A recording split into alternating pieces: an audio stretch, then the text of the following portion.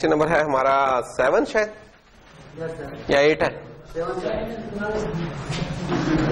Lecture number 7 है और week number 5 है हमारा। हाँ, वीक नंबर 5 है। इसका मतलब हम 2 लेक्चर्स पीछे जा रहे हैं। ठीक है, अच्छा जी, तो हम क्या कर रहे थे बोला, लास्ट लेक्चर में हम डायनामिक अरेज का हम कर रहे थे, कहानी है उसमें कुछ प्रैक्टिस करने का इत्तेफाक हुआ आपको? कर लेने दी यार, प्रैक्टिस नहीं करोगे तो ये शुरू वाली चीजों में कुछ प्रैक्टिस कर लो, ये आगे फिर इतनी जरूरत नहीं पड़ती करने की। खैर, अगर क्विक सा एक रीकैप करेंगे तो हमने डायनामिक अरेज में क्या किया था कि हमने कहा ये डायनामिक अरे बनाने के लिए हमें एक पॉइंटर पहले चाहिए होगा। ठीक है, वो पॉइंटर चाहिए ताकि जब वो पॉइंटर होगा तो फिर जो हम न्यू की रिक्वेस्ट करेंगे अपने ओएस से तो उसका वो जो एड्रेस भेजेगा वो हम उस पॉइंटर में रखेंगे, इसलिए हमें वो पॉइंटर चाहिए। तो दूसरी चीज हमने कही थी कि यार जब भी हम न्यू की रिक्वेस्ट करेंगे उसके साथ एक मैचिंग डिलीट की रिक्वेस्ट लाजमी होनी चाहिए, नहीं तो हमारे प्रोग्राम में मेमोरी लीक्स हो सकते हैं। तीसरी चीज ये थी कि हमने कहा था कि अगर आपने अरे एक की रिक्वेस्ट की है तो आपने डिलीट करते हुए भी इंडिकेट करना है कि यार आपने एक अरे एक्वायर की थी तो अरे ही एक आपकी डिलीट हो रहा है। नहीं करेंगे तो आपके अगेन जो पहली लोकेशन है उसकी तो रिटर्न कर देगा, बाकी आपके नाम पे अभी तक इशूड रहेगी तो एक और मेमोरी लीक हो रहेगा। तो ये तीन चीजें थी जिनका तो हमने खास ख्याल रखना था। इसके अलावा फिर जब हमने ये काम कर लिया तो हमने कहा कि एक फंक्शन बना लेते हैं जिसके अंदर हमने रीसाइजिंग करनी हो तो अपना जब उस अरे का साइज चेंज करें तो वो करके दे दे, हमें बाहर से पता चलेगा। तो ये वाला काम किया था। उसके बाद फिर हमने क्लास बेस्ड अरे बनाई थी, क्लास में जाके एक पॉइंटर बना लिया था और एक उसका साइज बना लिया था और फिर हमने उसको इवॉल्व किया था। उसके कंस्ट्रक्टर्स बनाए थे, उसका कंस्ट्रक्टर में हम न्यू का काम कर रहे थे, यानी मेमोरी जो एक्वायर करने थे उसका काम कर रहे थे। डिस्ट्रक्टर में जाके हम उसको रिलीज कर रहे थे मेमोरी को। तो उसमें हमने जो टिप दी थी वो ये थी कि यार जब भी आप मेमोरी एक्वायर करनी हो या इस तरह कोई चीज करनी हो कोशिश करेंगे वो कंस्ट्रक्टर में करें, और दूसरी कोशिश ये करें कि उसके साथ ही उसका डिस्ट्रक्टर लिख लें और मैचिंग डिलीट उसमें डाल दें। अगर आप ये 2 काम कर लें तो आप बहुत सारी परेशानी अपनी दूर कर लेते हैं। और ये चीज सिर्फ न्यू और डिलीट के लिए नहीं है, जब भी आपने सिस्टम में कोई स्पेशल रिक्वेस्ट करनी है किसी रिसोर्स की तो ये आपका पैटर्न होना चाहिए कि कंस्ट्रक्टर में उस रिसोर्स को एक्सेस करें, रिक्वेस्ट करें और डिस्ट्रक्टर में जाके उसे रिलीज कर दें।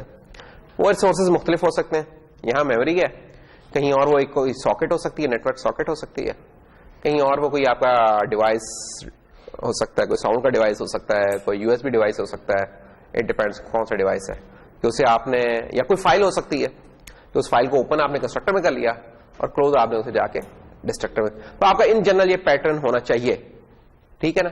और कोई फंक्शन नहीं होना चाहिए जिसमें आप इस तरह काम करें, इन जनरल ये पैटर्न होना चाहिए कि जब भी ये वाली चीज हो तो उसके मैचिंग आपका डिस्ट्रक्टर होना चाहिए। तो उससे बहुत सारी चीजें हमारी हो रहेंगी। फिर हमने कुछ ऑपरेटर्स ओवरलोड किए थे। एक हमने जो स्क्वायर ब्रैकेट का ऑपरेटर था वो ओवरलोड किया था ताकि हमारा जो अरे बना रहे हैं उसकी एक्सेस वैसी हो रही है जैसे कि हम एक टिपिकल अरे को एक्सेस कर रहे होते हैं। उसकी जो खास बात थी उस सिंपल ओवरलोड ऑपरेटर की वो ये थी कि हम उसमें रिटर्न बाय रेफरेंस करवा रहे थे, और कोई खास और कोई थी नहीं कोई चीज उसके अंदर, रिटर्न बाय रेफरेंस था। जब ये चीज कर ली थी तो फिर हमने जनाब उसका टेम्पलेट बेस बना लिया था उस क्लास को। हमने कहा ये सिर्फ डबल के लिए नहीं, हम चाहते हैं कि हमारी ये जो क्लास बनी है किसी भी डेटा टाइप के लिए चल सके। तो फिर हमने उसे टेम्पलेट बेस बना लिया। तो यहां तक आके हमारी डिस्कशन क्लोज हो गई थी। आज हम उससे उसी चीज को जरा लेके आगे चलते हैं, डायनामिक अरेज को फिनिश ऑफ करने की कोशिश करते हैं। ये फिनिश ऑफ करेंगे, साथ ही हम थोड़ा सा लिस्ट कर लेंगे। जब लिस्ट को भी हम जरा थोड़ा सा कर लेंगे तो हम ना जो नेक्स्ट वीक में फिर हमारा टारगेट होगा वो ये होगा कि हम कुछ कॉम्प्लेक्सिटी एनालिसिस देखेंगे कि इन चीजों का कॉम्प्लेक्सिटी एनालिसिस कैसे होता है। तो वो ये 2 चीजें कर चुके होंगे तो हमारे लिए वो बताना मेरे लिए आसान होगा। वो भी बताया जा सकता है लेकिन वो कुछ सिर्फ बता पाऊंगा, एग्जांपल्स नहीं शायद उस तरह दे पाऊं, फिर मैं एग्जांपल्स भी दे सकूंगा। तो जब वो हम कॉम्प्लेक्सिटी एनालिसिस कर लेंगे तो फिर हम स्टैंडर्ड टेम्पलेट लाइब्रेरी की तरफ आ जाएंगे और तमाम के तमाम कॉम्प्लेक्सिटी एनालिसिस हम उनके ऊपर किया करेंगे जो हम उधर चीजें पढ़ेंगे। तो ये हमारा कुछ अगले 2-3 वीक्स का प्लान है जो कि हमने करना है। तो आज फिर हम इसे डायनामिक को कंटिन्यू करते हैं। अच्छा, एक याद रखने की बात यह है कि जब भी आप देखें कि आपको कंस्ट्रक्टर के अंदर जाके मेमोरी एक्वायर करनी पड़ी है, कोई चीज ये इस तरह का न्यू वगैरह का काम करना पड़ा है, तो कि न्यू वगैरह जब आप कंस्ट्रक्टर में करें, सीट और लिख रहा हूं, कंस्ट्रक्टर बजाय पूरा लिखने के, तो उसके करस्पॉन्डिंग मैं कह रहा हूं कि आपको डिलीट भी करना है, जो कि डिस्ट्रक्टर में करेंगे। तो कंस्ट्रक्टर में न्यू देखें तो समझ लेंगे यार एक डिस्ट्रक्टर आ रहा है जिसमें कुछ डिलीट का काम होगा। और साथ ही एक और चीज देख की जरूरत पड़ेगी जिसको अभी हमने हाईलाइट नहीं किया था, कि हमें कॉपी कंस्ट्रक्टर की जरूरत पड़ जाएगी। कॉपी कंस्ट्रक्टर पता नहीं आपने पढ़ा है कि नहीं पढ़ा, पहले कभी पढ़ा हुआ है? पढ़ा हुआ तो बस हम उसको इस्तेमाल कर लेंगे, कॉपी कंस्ट्रक्टर की और असाइनमेंट ऑपरेटर वगैरह की, इनके इस्तेमाल की जरूरत पड़ जाएगी। और साथ ही शायद आपको मूव की भी जरूरत पड़ जाए, मूव कंस्ट्रक्टर की भी। मूव कंस्ट्रक्टर पढ़ा है? मूव वगैरह नहीं पढ़ा? कोई बात नहीं, वो इतनी कोई खास चीज नहीं, वो देखोगे कुछ भी नहीं है। तो ये दो चीजें बड़ी इंपॉर्टेंट है, किसी भी डेटा स्ट्रक्चर में यूज होंगी। ये जो हम चीजें कुछ करें ये जरूरी नहीं है सिर्फ डायनामिक अरे में ही हो, लेकिन ये जो टेक्निक्स हैं ये और भी मल्टीपल डेटा स्ट्रक्चर में यूज हो रही होंगी, इसलिए हम इनको जरा डिटेल में देख रहे हैं। तो अब हम क्या देख लेते हैं, हम कॉपी कंस्ट्रक्टर की बात कर लेते हैं कि कॉपी कंस्ट्रक्टर क्या होता है। क्या होता है वैसे याद है कुछ, क्या होता है कॉपी कंस्ट्रक्टर?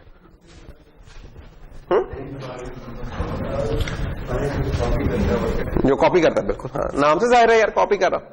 तो चलो देखते हैं कि होता क्या है और इसकी जरूरत क्यों पेश आती है। तो हमारा गोल यह है कि पहले तो हम देखते हैं कि यार इसकी जरूरत क्यों पेश आ रही है। तो जो हमारी क्लास थी वो बना लेता हूं जल्दी से, क्विकली एक क्लास वो बना लेता हूं। इधर बना लेते हैं क्लास। क्या नाम रखा था उसका? डार रखा था। अभी मैं टेम्पलेट बेस नहीं बना रहा, जरा लिखने में मुझे आसानी रहेगी। अच्छा, और इस डार साहब में था हमारा एक डबल पॉइंटर था और कोई साइज था और कोई कंस्ट्रक्टर था जो कि बहुत कुछ करता था। साइज 0, अगर डिफॉल्ट कंस्ट्रक्टर बना लूं तो ये कुछ इसका डिफॉल्ट कंस्ट्रक्टर था। ये ब्रैकेट इधर ही शुरू करके इधर ही बंद कर दी। और अगर कोई ओवरलोडेड बनाना है तो कोई बाहर से साइज इन आ गया है, पॉइंटर का तो बाहर वाले को पता ही नहीं है, तो ये जो साइज आया है बाहर से ये इसने पकड़ा है और पकड़ के जनाब इसने क्या किया है कि P is equal to new double जो भी साइज है हमारा, ये वाला काम कर दिया। तो ये उन्होंने किया था। और प्लस फिर इसके साथ एक डिस्ट्रक्टर भी था जो कि डिलीट पूरा लिख के ये लिख के और ये कर देते हैं। ओह सॉरी, ये कर देते हैं। एक जस्ट थोड़ी सी एक टिप उसमें ये कि अगर मेमोरी एक्वायर ना हुई और उसको अगर आप डिलीट करने गए तो आपका प्रोग्राम क्रैश कर सकता है, कि उसे रिलीज करने की कोशिश करेगा, उसके अंदर पता नहीं कोई इनिशियलाइज चीज पड़ी है, वो शायद इनिशियलाइज चीज किसी और के इस्तेमाल में, तो वो एक सही हो सकता है। ठीक है ना, यानी कि आप क्या है जनाब, एक वो सोफे की हम एग्जांपल ले रहे थे कि सोफा आपने इशू कराया, तो इशू के आपके नाम पर है, वापस कराने कोई और भाई पहुंचे हुए हैं, ठीक है ना, और वो वापस कहा कि शायद कोई और फेवर लेना चाहे। इधर तो नहीं इस तरह कोई फेवर का, वहां कोई, तो समझ सकते हो क्या मसले हो सकते हैं। तो इधर भी ये मसला है कि जिसने लिया अभी शायद वो इस्तेमाल कर रहा हो, कुछ और कर रहा हो, भाई तुम कौन होते हो इसे रिलीज करने वाले, जो भी है। तो खैर इधर भी यही है कि हम कह रहे हैं कि जो कि अगर किसी ने एक्वायर किया तो वही इसको रिलीज करे। अगर मेमोरी एक एक्वायर ही नहीं किया, सोफा वैसे ही पड़ा हुआ है और मैं कहता हूं यार इसे रिलीज कर दो यार मेरे नाम में नहीं है, ये एक अजीब सी एक कहानी नहीं है, बड़ी एक इलॉजिकल सी बात। तो ये इधर भी इस इलॉजिकल बात पे यहाँ ये कि ये नहीं कि उसे इग्नोर कर दे या कुछ और, क्रैश कर सकता है आपका प्रोग्राम। ठीक है, एक एक्सेप्शन थ्रो हो सकती है। बच कैसे सकते हैं? बच कैसे सकते हैं, वो इधर ही छुपी हुई है उसकी बात के, बच कैसे सकते हैं। अगर गौर करो तो आपको जवाब इसका मिल जाएगा, इसी कोड में है। गौर से देखना होता है इसके लिए, लेकिन शर्त है गौर से देखना। ये देखिए जी, एंड मेन आपका था और बेसिकली डार D1 मैंने बनाया है 2, तो जब ये मेरी एंड ब्रैकेट टकरेगी मुझे, तो ये डार D2 के लिए मेमोरी, यानी होता क्या है, ये आपको कई दफा मैं रिपीट कराऊंगा, रेपिटेशन लगेगी, लेकिन ये बैठ जानी चाहिए चीज कि जब मैंने ये लाइन लिखी है तो इसका कंस्ट्रक्टर कॉल हो गया, जो भी करस्पॉन्डिंग कंस्ट्रक्टर है, आर्गुमेंट नजर आ रहा है, ओवरलोडेड वाला कॉल हो गया, ओवरलोडेड वाला कॉल हुआ, उसने जाकर मेमोरी एक्वायर कर ली, और जब एंड ब्रैकेट मिलेगी तो खुद बहुत ये वाला डिस्ट्रक्टर कॉल हो जाए, क्योंकि मेमोरी से एक्वायर किया, कोई मसला नहीं हुआ। लेकिन इस केस में क्या होगा कि डार D2 अभी ये कंस्ट्रक्टर हुआ है डिफॉल्ट, और जब एंड ब्रैकेट मिल गया तो खत्म हो गया, अभी डिलीट तो कॉल हो गया है, मेमोरी तो कभी एक्वायर ही नहीं हुई थी, उसका हल क्या है, 0, पॉइंटर को 0 से इनिशियलाइज कर दो, that is a special case. आप पॉइंटर को 0 से इनिशियलाइज करते हैं, उसको डिलीट कर दें, तो उसको समझ आता है कि यार ये शायद कुछ ऐसा केस है, तो बेहतर है कि आप 0 से इनिशियलाइज कर लें और उसके बाद फिर कर लें। जब भी मेमोरी एक्वायर होगी, it will be some non zero, zero address ही मिल रहा होगा आपको कम से कम अपने केस में, it will be something non zero, तो उस तरीके से वो पहचानता है। तो ये खैर इसका वो एक छोटा सा था। तो हमारा default constructor, overloaded constructor, destructor, और बाद आज हम कर रहे हैं जा रहे हैं कॉपी कंस्ट्रक्टर की और मूव कंस्ट्रक्टर की, ये दो कंस्ट्रक्टर आज हमने कर। अच्छा, हम मोटिवेशनल इस चीज पे थे कि यार जरूरत क्या है इस चीज की, तो चले जरूरत को जरा क्लियर करें।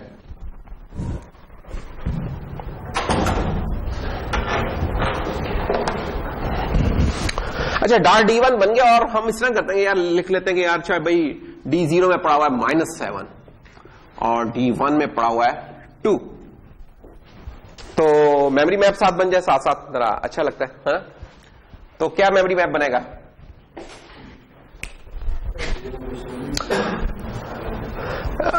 इस डार D1 साहब के लिए क्या मेमोरी मैप बन रहा है? देखिए इसके मेंबर्स कौन से हैं, पॉइंटर है और साइज है। तो जनाब ये D1 बना, इसका साइज पड़ा हुआ है इसमें जो कि शायद 2 है, पॉइंटर पड़ा हुआ है, और ये पॉइंटर पॉइंट कर रहा है क्योंकि 2 करवाई थी लोकेशन, तो ये इसको पॉइंट कर रहा है। ये अब हमारा P of 0 है, ये हमारा P of 1 है, यहां -7 पड़ा है, यहां 2 पड़ा है। लेट्स से इस जगह का एड्रेस था 0 हैग्स 100, तो ये 0 हैग्स 1000 पड़ा है। अगर हमने कंस्ट्रक्टर डिफॉल्ट कंस्ट्रक्टर में है तो जो डिस्ट्रक्टर होगा वो भी डिफॉल्ट है, तो उसके लिए ही होगा ना सिर्फ। और अगर आर्गुमेंट डिस्ट्रक्टर तो एक ही होता है, डिस्ट्रक्टर तो मल्टीपल नहीं होते, इसलिए मजबूरी है कि हम वो वाला केस फिर कवर कर लें, ठीक है ना। इसलिए बेहतर है कि हम डिफॉल्ट कंस्ट्रक्टर में ये वाला केस कवर कर लें, नहीं तो इशू हो सकता है। ओवरलोडेड में तो होना नहीं है केस का। अच्छा, ये वाला ठीक है, ये मेमोरी मैप ठीक है कि अच्छा। और दूसरी एक चीज ये भी क्लियर है जो कि हम अब 2-3 दफा डिस्कस कर चुके हैं कि ये चीज मेरी स्टैक पे बन रही है, ये चीज मेरी हीप पे बनी है, ये 2 अलग मेमोरी एरियाज है, ये भी क्लियर होना चाहिए। अच्छा, यहां तक तो काम ठीक है। अब हम एक और काम करना चाहते हैं, हम कहते हैं कि एक और रे बनाते हैं डार D2 and let it be equal to D1, या ऐसे या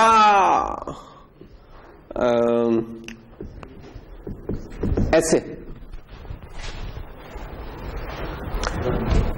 अगरचे यहां आपको असाइनमेंट ऑपरेटर नजर आ रहा है, लेकिन एक वेरिएबल बन रहा है, एक ऑब्जेक्ट बन रहा है। ये बिल्कुल वैसी चीज है ना कि हम कहते थे कि यार int x is equal to y, कहते रहे ना, या हम कह देते हैं इंट x ये ले, तो ये वाली चीज हमने यूज नहीं की, इस तरह करते हैं। एनीवेज, असाइनमेंट ऑपरेटर अगरचे यहां नजर आ रहा है, जो कि यहां नहीं नजर आ रहा, इसको हम कंस्ट्रक्टर स्टाइल कहते हैं, इसको असाइनमेंट स्टाइल कहते हैं, लेकिन दोनों केसेस में आपका एक कॉपी कंस्ट्रक्टर यूज होता है, behind the scene copy constructor use होता है, असाइनमेंट ऑपरेटर की ओवरलोडिंग यूज नहीं होती। ये एक याद रखने की बात है, इसको मैं चलो दोबारा आऊंगा, अभी भूल जाओ। खैर, अभी हमने क्या किया है, अभी इस डिस्कशन को बाद में लेके आते हैं। अभी हमने ये किया है कि हमने एक ऑब्जेक्ट बना लिया D2, और हम कह रहे हैं कि D2 में वो चीज पड़ी जो कि D1 में पड़ी हुई है, तो कॉपी बन जाती होती ना आपकी, कॉपी वाला जो भी हम काम करते हैं, कॉपी कुछ बन। अच्छा कैसे बनेगी वो कॉपी, इसको अब जरा हम डाइसेक्ट करते हैं कि जैसे D2 बना तो लगे हाथों ये एक ऑब्जेक्ट आया D2, साइज इसका वही होगा जो कि D1 का है 2, और पॉइंटर उसका वही होगा, क्योंकि कॉपी है ना, कॉपी का मतलब जो सबसे स्ट्रेट फॉरवर्ड कॉपी का माइनिंग है आज तक हमने लिया है कि जो राइट पे चीज होती है उसकी कॉपी उधर चली जाती है। तो अब राइट पे चीज क्या पड़ी है, साइज में 2 पड़ा हुआ है, पी में ये पड़ा, क्योंकि दोनों सेम टाइप के तो एग्जैक्टली डिटो कॉपी उसकी उठ के उसी पे चली जाएगी। तो 2 उठ के 2 में चला गया और ये चीज उठ के इधर आ गई, कॉपी हो गई बस, डेट्स ऑल। इसे हम कॉपी बोलते हैं, जो कि बाय डिफॉल्ट हो रही होगी, अभी हमने बनाया नहीं है, बाय डिफॉल्ट ये काम हो रहा होगा। यही होता है, यही एक्सपेक्टेशन होती है हमारी। एक्सपेक्टेशन यही होती है ना यार, हमने बनाया कि int y is equal to 3, तो जब मैं लिखूं int x is equal to y तो x में भी 3 आ रहा है, तो इधर भी यही होना चाहिए, तो इधर भी यही हो गया काम। असाइनमेंट में भी आते हैं, अभी जस्ट अभी रुको, हाँ ये सवाल बस अभी इधर संभाल के रख लो टैग लगा के। पहले तो इधर देखें कि काम तो हो गया जैसे कि होता आया है आज तक, लेकिन इस काम के मसले क्या हैं अब ये हम देख लें। बाहर नहीं अभी कोई मसला नजर आ रहा है ना। अच्छा चलो इधर देखते हैं, इस चीज को देखते हैं फिर उसको। अब मैं अगर यहां लिखूं कि x प्लस इक्वल टू 4, तो ये बताइए x में अब क्या पड़ा होगा?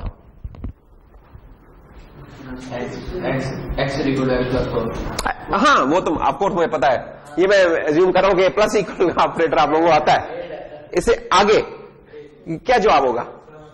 7, बिल्कुल सही 7 होगा यहां। और अगर मैं कहूंगा y इक्वल टू 9, तो y में क्या होगा? 9 होगा, बिल्कुल सही, ठीक है जी। हम देखते हैं कि क्या अब यही वाली चीज यहां भी हो रही है कि नहीं हो रही, इसको हम देखना चाह रहे हैं। अच्छा जब ये वाला काम हमने कर लिया, अब मैं चाहता हूं कि मैं लिखूं जब ना कि D2 कि भाई D2 की इस तरह करो यार, ठीक है जो कॉपी करना था कर लिया, D2 की 0, 1 वाली लोकेशन पे जाके 29 लिख दो। अच्छा अब शायद थोड़ी थोड़ी चीज नजर आने लगे कि मसले क्या होने लगे। मसले ये हो रहे हैं कि ये भाईजान भी इसी को पॉइंट कर रहे हैं। आपने जब D2 के 1 में जाके लिखवाया है तो उसने इस जगह पे जाके 29 लिख दिया। अब आप अगर सी आउट करवाएं फॉर एग्जाम्पल कि सी आउट D1 का 1 प्रिंट हो रहा है, तो क्या स्ट्रिंग प्रिंट होगा? क्या ये ठीक चीज है? यहां तो ये काम नहीं ना हुआ। जब यहां कॉपी बन गई तो इनका आपस में कोई लिंक नहीं रहा था, लेकिन यहां जब कॉपी बनी है तो इनका एक हिडन लिंक एक चल रहा है। हिडन लिंक क्या है? इनफैक्ट वो रिसोर्स को शेयर कर रहे हैं दोनों, जो कि नहीं होना चाहिए। जैसे हम यहां एक्सपेक्ट कर रहे थे कि x को जब चेंज किया तो y में कुछ नहीं होना चाहिए, या y को जब चेंज किया तो x को नहीं होना चाहिए, एग्जैक्टली इसी तरह यहां भी होना चाहिए कि जब हम D2 को चेंज करें तो D1 में कुछ नहीं होना चाहिए, D1 को चेंज करें तो ये सेपरेट होने चाहिए। कुछ केसेस में हम कहेंगे यार ये तो बड़ी आला बात हो गई है कि 2 चीजें एक ही तरीके से हम हैंडल करें। कुछ शायद केसेस हो जहां इसका फायदा हो, ज्यादातर इसका नुकसान होगा, फंस जाएंगे हम। इस कॉपी को हम बोलते हैं, अब कॉपी की 2 टर्म्स है आइंदा से आप याद रखेंगे। इस कॉपी को ऐसी कॉपी जिसमें सिर्फ पॉइंटर कॉपी होता है और उस जगह के कंटेंट्स नहीं कॉपी होते, उस कॉपी को हम बोलते हैं shallow copy. So this is shallow copy. इसमें क्या हुआ? ये पॉइंटर कॉपी हो गया, तो टर्म क्या है इसके लिए? शैलो। Shallow copy. एक बात का इंटरव्यू में पूछ लेते यार शैलो और डीप कॉपी का क्या फर्क होता है? वैसे वाइवा में इंटरव्यूज वगैरह में कभी इस तरह के सवाल आ सकते हैं किसी टेस्ट में कि यार शैलो कॉपी और डीप कॉपी में क्या फर्क है। So this is shallow copy, ऐसी कॉपी जिसमें सिर्फ पॉइंटर कॉपी हो रहा है, इसको शैलो कॉपी बोलेंगे। चाहते क्या है? चाहते हैं हम कि डीप कॉपी हो। डीप कॉपी क्या होगी? जिसमें वो जो नया डेटा स्ट्रक्चर बन रहा है, जो अरे बन रही है, वो अपनी एक मेमोरी लेगा और उसमें जो एलिमेंट्स है, जो डेटा है, एक एक करके कॉपी करेगा। That will be the deep copy. तो इसके अगेंस्ट होती है क्या? Deep copy. So this is shallow copy, this is deep copy, and we are interested in deep copy. जो डिफॉल्ट कॉपी का कंस्ट्रक्टर होगा, कंस्ट्रक्टर्स के बारे में क्या बताया कि जब तक हम कंस्ट्रक्टर नहीं बनाते सिस्टम खुद बना रहा होता कंस्ट्रक्टर। जैसे ही हम एक पहला कंस्ट्रक्टर बनाते हैं सिस्टम बना देता है। तो जैसे ही हम उन्होंने एक कंस्ट्रक्टर बनाएंगे उसका डिफॉल्ट कंस्ट्रक्टर भी हमें खुद बनाना पड़ता है, ठीक है। अच्छा, कॉपी कंस्ट्रक्टर्स वगैरह के बारे में भी ऐसे ही है कि कॉपी कंस्ट्रक्टर बाय डिफॉल्ट क्या करता है, शैलो कॉपी करता है। वो एक एक चीज को उठा के उसमें कॉपी कर देगा, लेकिन वो चीजें जिनको पॉइंट करी उनको नहीं करेगा। तो इसलिए क्या अब हमें कॉपी कंस्ट्रक्टर खुद से बनाने की जरूरत है, जो कि जब इस तरह का काम हो तो वो वाला कॉपी कंस्ट्रक्टर कॉल हो और वो उठा के डीप कॉपी करे। अच्छा, हल क्या है इसका, पहले हल देख लेते हैं, फिर कॉपी कंस्ट्रक्टर में इसको डाल दें। चाहते अब हम ये है कि यार जब ये D2 बने तो एक और नई मेमोरी बने, लेट्स से उसका एड्रेस है 2000, और क्या हो, ये उठ के कॉपी इसमें बना, ये चीज कॉपी उठ के इसमें बना। अब इनका आपस में कोई लिंक नहीं है, और जब अब लिखा जाएगा 29 तो वो यहां लिखा जाएगा। ये चीज हम चाहते हैं, ठीक है, कि अब हम जब D2 बन रहा है तो D2 अपनी एक अलग से मेमोरी बनाए उस जगह का, क्योंकि एक अलग मेमोरी है तो पॉइंटर डिफरेंट है। Now you can see pointers are different. Deep copy में, शैलो कॉपी में पॉइंटर सेम होंगे, क्यों पॉइंटर सेम है तो एक ही जगह पॉइंट करने कॉन्टेंट्स तो है ही है सेम। डीप कॉपी में pointers will not be same because they are pointing to different locations. अलबत्ता उनके कॉन्टेंट सेम होंगे जो कि होने चाहिए, क्योंकि हम कॉपी कर रहे थे उस जगह को, ठीक है। अब कॉपी कंस्ट्रक्टर बना लेते हैं। कॉपी कंस्ट्रक्टर कैसे बनेगा? कंस्ट्रक्टर कुछ रिटर्न तो कर ही नहीं रहा होता, ये तो याद रखने की बात है ना, तो रिटर्न तो अभी भी नहीं कुछ होगा। तो लेट्स मूव अहेड, और हम कहते हैं कि यही डार साहब आ गए, और डार साहब कहेंगे कि अच्छा, कॉपी कंस्ट्रक्टर कब कॉल कब होता है? जब उसी टाइप का एक ऑब्जेक्ट उसे असाइन हो रहा होता है, उसी टाइप का, तो डार ही एक अगर असाइन हो रहा तो फिर डार एक्स, और इसको बाय नीचे कर लेंगे, बाय रेफरेंस उसे हम कर लेंगे ताकि मल्टीपल कॉपीज ना बने, क्योंकि हमें पता जब एम्परसेंड नहीं होगा कि एक और कॉपी बनेगी, फिर उस कॉपी एक लूप ही चलती रहती है, फंस जाएंगे।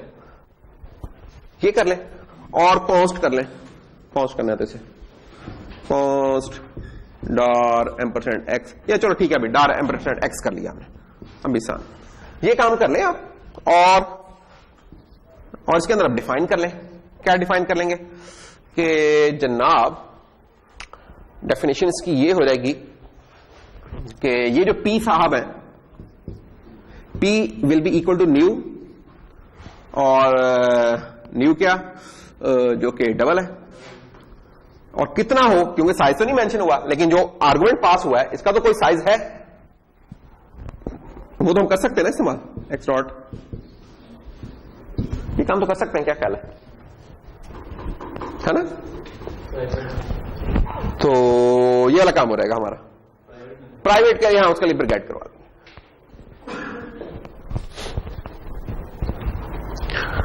तो प्राइवेट में मतलब हम इसको गेट करवा लेंगे, क्योंकि इससे हम डॉट करके नहीं कर सकते इसको, बिल्कुल सही।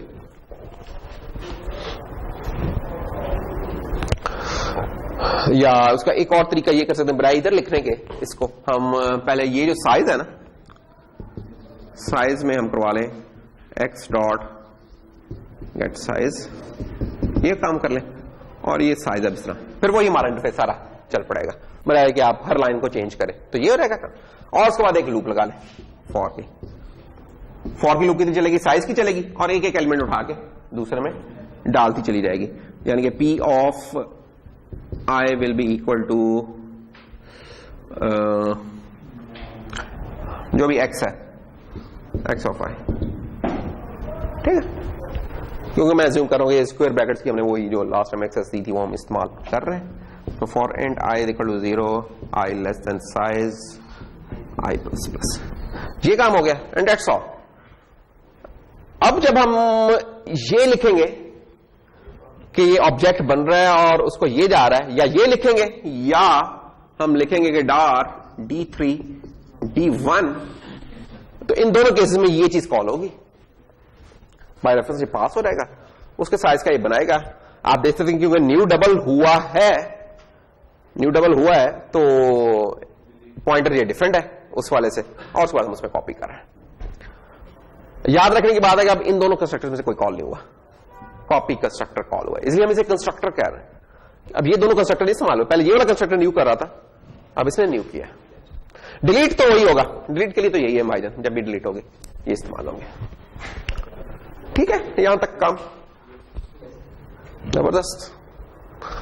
और तो बस फिर अब की दफा अब जब हम लिखेंगे ये चीज, तो अब हम एक्सपेक्ट कर सकते हैं जब हमने दूसरे को चेंज किया दूसरा हो रहा है, पहले को चेंज किया, तो ये कॉपी कंस्ट्रक्टर बनाना समझे कि लाजमी है। जहां कहां जहां भी आपको न्यू करना पड़ा है, तो समझे आपने जहां उसका एक डिस्ट्रक्टर बनाया, डिस्ट्रक्टर में रिलीज किया, तो तीसरी चीज आपने कॉपी कंस्ट्रक्टर भी बनाने गए। और चौथी चीज भी बनाएंगे आप, जिसे हम बोलते हैं असाइनमेंट का, असाइनमेंट भी आपने फिर करनी है। ये 3-4 चीजें फिर आपको लाजमी करनी पड़ेंगी, नहीं तो आपका कोई ना कोई इशू रह जाएगा जब भी आपने कोई रिसोर्स एलोकेट इस तरीके से किया है। इस केस में मेमोरी है वो रिसोर्स। असाइनमेंट में क्या हो जाएगा, असाइनमेंट थोड़ी सी ट्रिकी है, उसको पहले कर लेंगे, उसको बाद में कर लें, उसे पहले कर लेंगे। चलो मूव को बाद में आते हैं। एक चीज मूव भी होती है बाय द वे, उसका कॉपी का बड़ा थोड़ा सा फर्क होता है। उसमें 1 एम्परसेंट की बजाय ना उसमें 2 आ जाते हैं एम्परसेंट, बस ये होता है, ठीक है ना। और जब ये 2 आ जाते होते हैं ना एम्परसेंट, ये पहले नहीं कभी देखे होंगे मेरे ख्याल में, तो इनको बोल देते हैं आर वैल्यू रेफरेंस। नहीं, ये लफ्ज बिल्कुल नहीं बोलना। दिस वाज रेफरेंस, इसको हमने एड्रेस नहीं बोला था, दिस वाज रेफरेंस। और जब हम एक और एम्परसेंट डाल देंगे तो हम इसको बोलेंगे R value reference, R value reference. R value क्या होती हैं, जो कि इक्वल के राइट पे आती होती है। नॉर्मली कॉन्स्टेंट्स होते हैं, कुछ और ऐसी चीजें होती हैं जिनको हमने बाद में रिटेन नहीं करना होता, उधर हम मूव का इस्तेमाल करते हैं। इसको यूज चलो अभी देखते हैं, फिलहाल वापस कॉपी पे आते हैं। नहीं कुछ भी नहीं था उसमें, सिर्फ यही थी, ये मैंने बता दी, इतना ही था मैंने बताना उसका, वो तो यूज बताना है, इस्तेमाल उसका यही होता है। ठीक है, अच्छा असाइनमेंट ऑपरेटर कब यूज होगा, जब यहां हुआ यूज, नहीं यहां तो कंस्ट्रक्टर यूज हुआ, कौन सा, कॉपी कंस्ट्रक्टर। यहां भी कॉपी कंस्ट्रक्टर यूज हुआ। हाँ अलबत्ता D2 इज इक्वल टू अगर मैंने D3 की है, अब आप देख रहे हो कि यहां कोई नया ऑब्जेक्ट नहीं बन रहा, नया ऑब्जेक्ट नहीं बन रहा, तो कंस्ट्रक्टर तो उस वक्त कॉल होते हैं जब कोई नया ऑब्जेक्ट बनता है, जब नया ऑब्जेक्ट नहीं बन रहा तो नहीं कॉल होंगे। अब इसका मतलब अब यहां असाइनमेंट ऑपरेटर, जो ओवरलोड आपने किया होगा ना असाइनमेंट ऑपरेटर, वो कॉल हो जाएगा, उसकी ओवरलोडिंग कॉल हो जाएगी। तो कर लेते हैं उसको ओवरलोड, ऑपरेटर ओवरलोडिंग तो आप लोग मास्टर हो चुके हैं वैसे ही, बताना ना लेकिन किसी को, ठीक है, नजर ना लग जाए लालमन। तो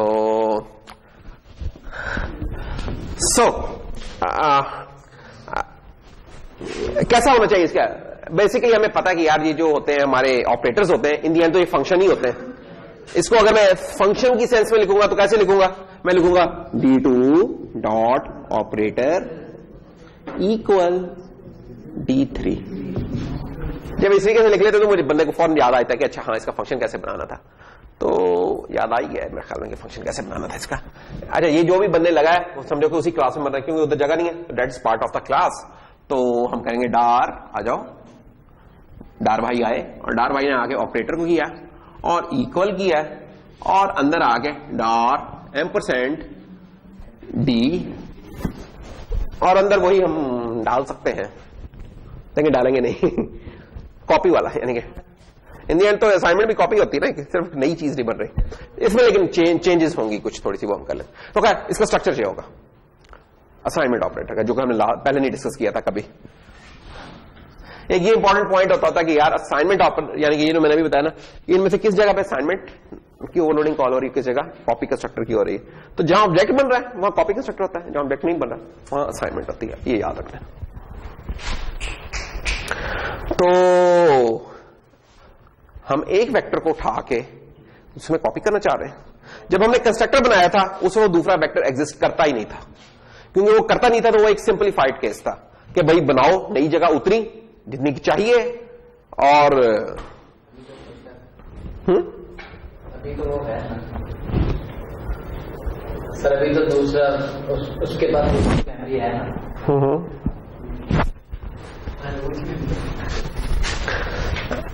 इसके पास अब केस थोड़ा और है। देखो अब ये समझो कि DB1 भी बना है, D2 भी बना हुआ है, ठीक है, ये ऑलरेडी बने हुए हैं और मैंने इनको उठा के कॉपी करना है। अब इसमें 3 केसेस हो सकते हैं, 4 केसेस हो सकते हैं। क्या क्या मैं लिख देता हूं तो तुम्हें आइडिया हो जाएगा। एक मिनट, D1 बना हुआ है, D2 मैंने इस तरह बना लिया था, और चले एक और बनाते हैं, डार D4 इसका साइज है 5 और इसके अंदर एलिमेंट्स डाल दिए एक एक करके, या डार D5 जिसका साइज है 1। अब केसेस क्या कौन से बन रहे हैं वो आप देखते रहो, तुम्हें आइडिया होता रहेगा। पहला केस क्या है कि D2 इक्वल टू D2, करने वाला कोई लिख सकता है, रोक तो नहीं हम सकते किसी को। बात का तो हम इस तरह की स्टेटमेंट लिखते हैं, जब डिबगिंग कर रहे होते हैं ना तो हमें कोई स्टेटमेंट नहीं मिल रही तो हम सेल्फ असाइनमेंट कर लेते थे नॉर्मली, या कुछ और करना हो कर लें। डिबगिंग क्योंकि अभी आपने की नहीं है तो इसलिए शायद आपको जरूर नहीं पड़ा। ये स्टेटमेंट कोई काम नहीं कर रही, अगर कोई सोच में पड़ जाए यार पता नहीं क्या खास बात है, कुछ नहीं करती, जस्ट एक लाइन लिखनी है जहां हम रुक के थोड़ी देर सांस ले सकें, इस तरह की लाइन है, कुछ नहीं करती। ये सेल्फ असाइनमेंट है, कुछ नहीं कर रही। इस तरह का केस कोई हो सकता है। दूसरा केस क्या हो सकता है कि D2 इक्वल टू D3, ये वो केस है कि जिसमें D3 का भी साइज उतना है क्योंकि D1 की कॉपी से बना है, ये भी D1 की कॉपी बना, इसमें D3 का भी साइज उतना है, D2 का भी साइज सेम, दोनों के साइजेस सेम है, एक वो केस है। चौथा केस, तीसरा केस क्या हो जाएगा कि D4 के इक्वल करना है जिसमें सोर्स का साइज बड़ा है और अपना साइज का छोटा है, और आखिरी केस में खुद वो बड़ा है और जिससे हम कॉपी करने जा रहे हैं वो छोटा है। ये 4 केसेस हैं जो कि अब हमने कॉपी नहीं असाइनमेंट में देखने हैं। करने को तो एक तरीके से भी कर सकते हैं लेकिन वो एफिशिएंट नहीं होगा, हमेशा कुछ ना कुछ फालतू का काम करना पड़ेगा, तो हम उसको जरा बेहतर करना चाह रहे हैं। तो क्या करें, सबसे पहले तो सेल्फ असाइनमेंट का केस देख लेते हैं। आप लोगों ने दिस ऑपरेटर तो पढ़ा होगा, याद है दिस ऑपरेटर, THIS, दिस क्या होता था, याद है किसी को? अरे याद को छोड़ो, ये बताओ, दिस का सुना तो हुआ है ना कि दिस कुछ होता था, ये याद होना तो कोई जरूर नहीं होता। असल बस तुम्हारे दिल में ये होना चाहिए कोई चीज ऐसी की हुई है ताकि तुम लोगों का वो खौफ खत्म हो जाए कि यार ये तो की नहीं है कभी, तो ये जरूर होना चाहिए। जब पता होगा कि सुना हुआ है फिर गूगल कर लोगे, कुछ भी कर लोगे, पढ़ लोगे, उसका हो जाएगा। अगर बिल्कुल भी ना पता हो ना फिर बंदे को नहीं पता होता क्या ढूंढना है मैंने, तो लफ्ज जरूर कुछ जेन में होने चाहिए, कौन सा पूरा जेन में रहे ना रहे। तो दिस, तो इसका मतलब मुझे पहले कुछ दिस के बारे में बताना पड़ेगा। दिस एक पॉइंटर होता है, किसका पॉइंटर होता है? जो ऑब्जेक्ट बना होता है उसका पॉइंटर होता है इसे दिस कहते हैं, कुछ भी नहीं। अब ये कुछ बात ऊपर से ही गुजर गई है ना, ये कुछ ऊपर से गुजर गई, कुछ लोग यूं ही देख रहे हैं कि कौन सा दिस था कि डेड था, तो कर लेते हैं कुछ इसके बारे में। देखो ये आपने बनाया, D1 बनाया, अगर मैं अब एक पॉइंटर बनाऊं, लेट्स से डार pointer to D1 equal to ampersand D1, ये बिल्कुल वैसी लाइन नहीं लिखी जैसे मैं लिखता होता था कि int star px equal to ampersand x अगर इंट x इक्वल टू 3 है, ये वैसी चीज है ना। ये देखें x इक्वल टू 3 D1 2, हाँ अगर ले इस तरीके से है, अब ये बिल्कुल मैचिंग चीज है, ये इस तरह है और ये कोई फर्क नहीं ना। मैंने कहा जब भी कंफ्यूजन होने लगे क्लासेस को याद करो कि क्लासेस क्या होती हैं, टाइप्स होती हैं, टाइप से ज्यादा कुछ नहीं है। टाइप की तरह ट्रीटमेंट करो, जो टाइप तुम्हें पता है उसके हिसाब से लिख लो प्रोग्राम, फिर उस क्लास के हिसाब से लिख लो, बिल्कुल वैसा ही होता है पैटर्न, कोई फर्क नहीं होता। तो इंट के लिए लिख सकते हैं ना इस तरह कि इनका एक वेरिएबल था, उसका एड्रेस निकाल के हमने पॉइंटर एक्स में डाल दिया। इधर ये भी एक वेरिएबल है D1, इसका पॉइंटर उठा के, इसका एड्रेस उठा के PD1 में डाल दिया। अब ये जो PD1 में आया क्या है, वो इस D1 का एड्रेस है। जब हम किसी क्लास के अंदर होते हैं, उसके किसी फंक्शन के अंदर होते हैं, तो हम इस एड्रेस, ये जो एड्रेस है ना, इसके बारे में हम पता चल सकता है। अगर हम क्या लिख लें, दिस लिख लें, दैट्स ऑल। वो दिस जो होगा ना, that will be the same, जैसे क्लास से बाहर निकले एम्परसेंड D1 लिख रहे हैं, that will be the same thing, कोई फर्क नहीं होगा। अच्छा, तो ये दिस की अब यहां क्या जरूरत पड़ गई? वो दिस की जरूरत यहां इसलिए पड़ गई कि ना हम सेल्फ असाइनमेंट का केस कवर करना चाह रहे हैं।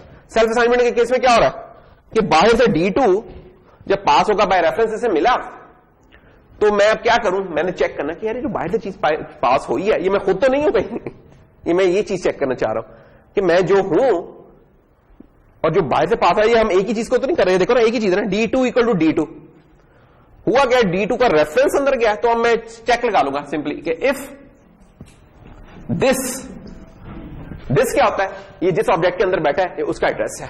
If this is equal to ampersand D, now this, अब ये रेफरेंस था एंड दिस इज पॉइंटर, ये थोड़ा फर्क होगा, ठीक है ना। रेफरेंस याद रखना सिर्फ डिक्लेरेशन के पॉइंट पे होता है, डेफिनेशन के पॉइंट पे, उसके बाद ही रेफरेंस का कहानी आती बाद में कभी। अब जो एम्परसैंड आया, ये जो बाहर से पास हुआ उसका, और ये हमें पता है ये D2 ही है, तो ये एड्रेस और ये चीज सेम होगी, क्योंकि ये बराबर है, तो मैं कहूंगा रिटर्न कर दो स्टार दिस, अपने आप का ऑब्जेक्ट रिटर्न कर दो बाहर, दैट्स ऑल। इसमें कोई क्वेश्चन है तो बताइए। इसमें हमने कुछ दो इंपॉर्टेंट कॉन्सेप्ट्स कर लिए, जो कि मेरे से गलती हुई कि मैं दिस को नहीं प्रॉपर टाइम दे पाया, तो लेकिन दोबारा देख रहे हैं इस चीज को कि ना, असाइनमेंट जब भी हम करते हैं तो मल्टीपल केसेस हो सकते हैं। एक केस उसमें ये होता है कि मैंने अपने आप को साइन कर दिया, अपने आप को अगर मैं साइन कर रहा हूं तो मैं चाहता हूं कि मेरे अंदर कोई चेक लगा लूं कि अगर मुझे जैसे ही पता चले कि मैं खुद हूं तो मैं कुछ भी ना करूं, आइंदा आने वाली कोई चीज बाहर भाग जाऊं, ठीक है ना। अब वो चेक कैसे होगा कि ये खुद है, वो सब चेक होगा जब हमें पता हो कि यार दोनों के एड्रेसेस सेम है। अगर किसी दो चीजों के एड्रेसेस सेम है, इसका मतलब वो चीजें सेम है।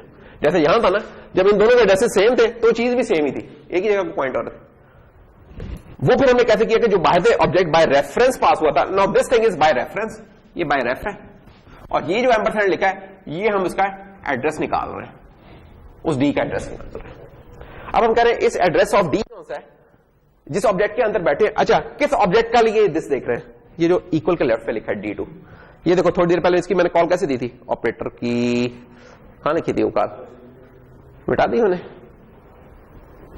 ये कॉल, ये तो अभी इस तरीके से लिखी हुई नजर आ रही है ना, ये अभी थोड़ी देर पहले जब मैंने लंबा चौड़ा करके लिखा था इस कॉल को, वो ये था कि D2 डॉट ऑपरेटर D2, ये वो चीज है जो कि सिंपली इक्वल, सॉरी, तो D2 इक्वल टू D2 था, या इस तरीके से लिख ले, इस तरीके से लिख ले, हम इस तरीके से लिखते हैं। तो इस केस में देखें, अगर ये वाला ऊपर वाला देखें, जैसे जरा समझने में आसानी होती है कि D2 के लिए भाई ऑपरेटर इक्वल टू कॉल करो और उसे पास करो D2, तो ये D2 अंदर गया, कॉल किसके लिए होता है, D2 के लिए होता है, ये दिस उसका अपना ही है, तो ये पॉइंटर और ये पॉइंटर सेम होंगे, क्योंकि सेम है, हम कहते हैं भाग जाओ इस फंक्शन से, यही ऑब्जेक्ट को स्टार दिस कर लिख दिया है कि उसके कॉन्टेंट्स जो इस पॉइंटर के स्टार दिस है, ये रिटर्न करवा दो, क्योंकि हमने डार रिटर्न करवाना था, पॉइंटर नहीं रिटर्न करना था, नहीं तो मैं सिंपल वो करा लेता। अच्छा, अगर नहीं है तो अब क्या करें, अब हमारे तीन केसेस बनते हैं, साइज इक्वल है, साइज छोटा है, साइज बड़ा है ना। तो अब हम देख लेते हैं कि इफ मेरा जो साइज है, if size is equal to जो बाहर से आए हैं भाईजान, ठीक है, अगर उनके साइज के बराबर है तो एलिमेंट बाय एलिमेंट कॉपी कर लो, फिर तो कोई मेमोरी में चेंज नहीं ना आ रही, जितना मेरे पास डब्बे पड़े हुए हैं उतने बाहर के डब्बे हैं, उठा के उनको एक एक करके, हाँ एक एक करके कॉपी कर दो बस। For i equal to 0, int i equal to 0, i less than size i plus plus, और p of i is equal to d of i, simply copy हो जाएगा एलिमेंट बाय एलिमेंट अगर बराबर है। अच्छा, और रिटर्न कर जाए, और रिटर्न कर दे क्या बोला, स्टार दिस। अच्छा, अगर साइज जिसमें मैं कॉपी करने जा रहा हूं वो बड़ा है, तो अब मेरी चॉइस है कि मैं बहुत ही सफाइयों में पढ़ना चाहता हूं कि यार मेरे पास 10 एलिमेंट थे लेकिन आने वाले 2 हैं, तो मैं 10 को वापस करा के 2 वाली बना लेता हूं, मेरी चॉइस है। अगर तो कोई बहुत ही कोई जमीन आसमान का फर्क है तो फिर मुझे चाहिए मैं डिलीट करके दोबारा बना लूं, नहीं तो चलने दो, बेहतर होता है कि चलने दिया जाए। हमारे वेक्टर्स भी यही करते हैं कि अगर वेक्टर्स बड़े बन जाए तो छोटे नहीं होते, उन्हें फिर कह के छोटा करना पड़ता है, श्रिंक करवाना पड़ता है, नहीं तो बड़े ही रहते हैं, इतने बड़े तो इतने बड़े रहेंगे, चाहे एक ही एलिमेंट पढ़ाओ। बड़ा करना हो तो वो हर दफा बड़े होते हैं, टिक टिक टिक टिक टिक टिक बड़े होते हैं, लेकिन कोई छोटी वैल्यू आएगी अभी उधर ही खड़े रहेंगे, उससे छोटी आगे और भी छोटे, फिर उनको लिए एक और स्पेशल कमांड देनी पड़ती है, जैसे कहते हैं श्रिंक, जब श्रिंक करते हैं फिर वो उतने हो जाते हैं। तो हम भी क्योंकि जिस तरह बड़ों ने काम किया, हम भी तकरीबन उस तरह करना चाह रहे हैं, तो हम कहेंगे अच्छा कुछ नहीं, तो हम कहेंगे अच्छा इफ ये जो मेरा साइज है अगर ये ग्रेटर देन और इक्वल का केस ऊपर कवर हो गया, ग्रेटर देन है डी डॉट साइज है, फिर भी टेंशन ना लो, एक एक करके कॉपी कर दो, ठीक है। और फाइनली और रिटर्न करवा देंगे, रिटर्न फिर वही दिस करवा देंगे। और फाइनली अब एक ही केस रह गया, अब इफ लगाएं या ना लगाएं, चलो लगा देते हैं अभी कि if size is less than D dot size. अब मसले हैं, अब मुझे एक नई मेमोरी बनानी पड़ेगी न्यू करके, उसमें एलिमेंट बाय एलिमेंट कॉपी करूं, तो उसके पॉइंटर को फिर इस पी में डालूं, फिर इस पी में पॉइंट डालूं और वो वाला साइज इस साइज में डालूं, जो कि हम करते होते थे पहले। ये तो काम करें, रीसाइज में जो हमने हरकत की थी ना वो अब यहां करनी पड़ेगी। समझो रीसाइज का फंक्शन कॉल कर लो यार, चुप करके, हाँ हमें इतने लंबे चक्कर में पड़ेंगे, रीसाइज को कॉल कर लो कि रीसाइज किया हमने उसे, कि ये जो खुद भाईजान है हम इनको हमने रीसाइज कर लेंगे, रीसाइज कॉल कर लेंगे और बाद एलिमेंट बाय एलिमेंट कॉपी कर लें, दैट्स ऑल। ये तो काम है। तो ये जनाब हमारा असाइनमेंट ऑपरेटर हो जाएगा, ठीक है ना। तो चार केसेस बनते हैं।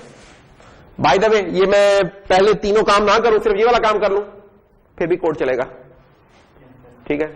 लेकिन पहले जो एक काम करना 10 काम करने पड़े, लेकिन चलेगा अभी भी। ये पहले दो काम ना करूं फिर भी कोड चलेगा, पहला एक काम ना करूं फिर भी कोड चलेगा।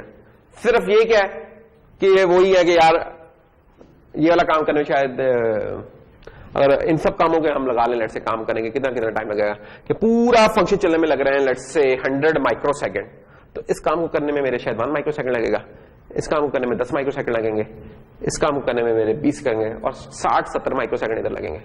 तो मैंने वो बचाए हैं बेसिकली, कुछ भी नहीं बचाने, कोई मसला नहीं, सिंपल आप ये लिखो अल्लाह फैसला। पेपर में आप सिर्फ ये भी लिख देते हो, कोई बात नहीं, ये लिखोगे तो कुछ सफाई के नंबर तो बनते हैं, वो देने चाहिए। ये ऑप्टिमाइजेशंस है बेसिकली, इनको रन टाइम ऑप्टिमाइजेशंस कहते हैं, जिनका कुछ केसेस में बड़ा ठीक ठाक फायदा हो सकता है। तो जनाब हमने क्या किया, कॉपी कंस्ट्रक्टर कर लिया और असाइनमेंट ऑपरेटर भी कर लिया, ठीक है। तीसरी चीज क्या रह गई है, मूव की जरूरत कहां पड़ सकती है यार। मूव की जरूरत ना उस जगह पड़ती है जहां हम कहते हैं कि जिस सोर्स से हमने कॉपी किया उसका बाद में कोई इस्तेमाल नहीं है। मूव होता है नहीं, एक मिनट है, जो तुम लोगों ने जो कंप्यूटर में कॉपी करते हो फाइल एक जगह से दूसरी जगह, तो क्या होता है, ओरिजिनल जगह भी रहती है और दूसरी जगह भी रहती है। और मूव में क्या होता है, वो उधर से खत्म होती है, उधर से डिलीट हो जाती है और नई बन जाती है। और शायद आप लोगों ने कभी ये भी नोट किया हो कि अगर आप किसी एक पार्टीशन के अंदर बैठे हुए हार्ड डिस्क के और उसी पार्टीशन के अंदर ही मूव करें, सी ड्राइव के अंदर कोई चीज मूव करें, 2 GB की भी फाइल खड़क करके मूव हो रहेगी। अक्सर आप 1-2 GB की फाइल्स मूव करते रहते हैं, है ना। हाँ, तो लेकिन जब आप उसे चाहे यूएसबी में मूव करें, टाइम फिर अब भी उतरने लगा, क्योंकि अब वो मेमोरी स्पेस एक बिल्कुल अलग जगह उधर जाके बनाना पड़ रहा है, पिछला डिलीट होता है, नया बनाना पड़ रहा है। तो हम मूव की बात कर रहे हैं। सी में जब करते हैं तो वो सिर्फ एड्रेस ही करते हैं, ऐसा ही है कुछ, मूव यही होता है। यानी एक्चुअली ये भी हम देखते हैं कि ऐसी कुछ जगह होती हैं कि जहां ना हमें सोर्स की इस्तेमाल करने के बाद जरूरत ही नहीं होती, तो हम कहते हैं कि यार ये अब सोर्स बनाया है, इसकी अब दोबारा एक कॉपी बनाए, क्योंकि जब हम उस जगह से निकलते हैं तो सोर्स की जरूरत नहीं, तो वो भी डिलीट होता है, जो कॉपी बनती है वो आगे जाती है। तो हम कहते हैं उसी चीज को स्टील कर लें, चोरी कर लें उसी चीज को, ये हम काम कर रहे हैं। ये मूव का हिस्सा, मूव से ज्यादा कुछ जगहों पर चीजें तेज हो सकती हैं, बेहतर हो सकती हैं। मसलन देख लेते हैं अभी। नहीं, रेफरेंस वाला तो हो गया काम, रेफरेंस का कौन सा नहीं समझ लगा। अच्छा, वो मूव के अंदर ही तो आना है ना, वो मूव के अंदर ही आना है। हाँ, तो मैं मूव में आ रहा हूं ना।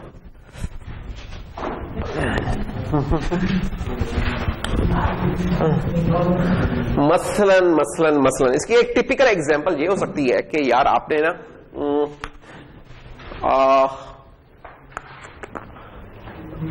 फाइल से लेट से कुछ रीड करना है, एक फंक्शन बनाया है जो कि फाइल से रीड करके इस वेक्टर को भर रहा है, जो आपने वेक्टर बनाए हैं, जो डार बनाए हुए हैं आपने, पता नहीं मैं वेक्टर कहने लग जाता हूं बीच बीच में, क्योंकि अब ये वेक्टर ही बन गया हुआ है, बस थोड़ा सा फर्क रह गया इसके और वेक्टर के बनने में, बाकी ये डार है हमारा दोस्त, ठीक है ना।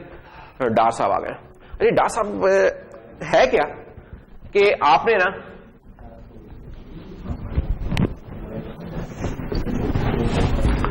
ले ली, ये डार बना हमारा डार D1 और इसमें पड़े हुए कितने, सिर्फ 10,000 एलिमेंट्स। अगर मैं आपको असाइनमेंट दे दूं कि बेटा एक डार बनाओ 10,000 एलिमेंट्स का और इन सबको इनिशियलाइज करके ले आओ, लूप लगाओगे? एक लूप, अगर लूप ना लगाना हो तो एक्चुअली लूप तो उस वक्त लगेगा ना जब तुम्हारा किसी पैटर्न में होगा डेटा। अगर कुछ भी हो सकती है चीज तो फिर तो एक एक करके करना पड़ेगा ना। रैंडम नहीं, रैंडम भी नहीं करवाना ना। बेसिकली ये 10,000 के हैं, 10,000 हैं, चलो 1000 कर लेते हैं। 1000 है हमारी यूनिवर्सिटी के स्टूडेंट्स और 1000 का हम देखना चाह रहे हैं कि जीपीए कितना जा रहा है, सीजीपीए 3.47 3. अभी हर किसी का इंडिपेंडेंट है। अब मैं कोई लूप लगा के नहीं इसको कर सकता, मसला ये है ना, एक एक करके करना पड़ेगा। या ज्यादा इन जनरल जो तरीके इस तरह के यूज होते हैं, जब कभी इस तरह का होता है डेटा, तो ये होता है कि पहली दफा तो हमें डेटा एंटर करना होता है, जो डेटा एंट्री ऑपरेटर एंटर कर लेते थे, उसको हम डेटा को रीयूज कर रहे हैं। जैसे आप लोगों का डेटा पहली दफा एंटर हो गया, जब भी एग्जाम में हुआ पहली दफा एंटर हो गया, उसके बाद वो रीयूज हो रहा था। वो फाइल्स होती हैं, उन फाइल्स को हम रीड कर लेते होते हैं। वो एक्सेल में हो सकती है फाइल, कॉमा सेपरेटेड हो सकती है फाइल, टेक्स्ट फाइल्स होती हैं, कुछ भी हो सकती हैं, फाइल्स होती हैं, उन फाइल्स को रीड कर पहली दफा जिंदगी में किसी ने एंटर करना होता है उसको, इसमें कोई शक नहीं। वो एक दफा होता है, लेकिन उसके बाद रीयूज होता है। तो हम चाहते हैं कि ये इस तरह का किसी ने हमें फाइल दे दी है कि उस फाइल से रीड कर लो, तो हम कहेंगे कोई मसला ही नहीं, फिल का एक फंक्शन बना लेते हैं, तो इसको तो हम डिलीट कर सकते हैं।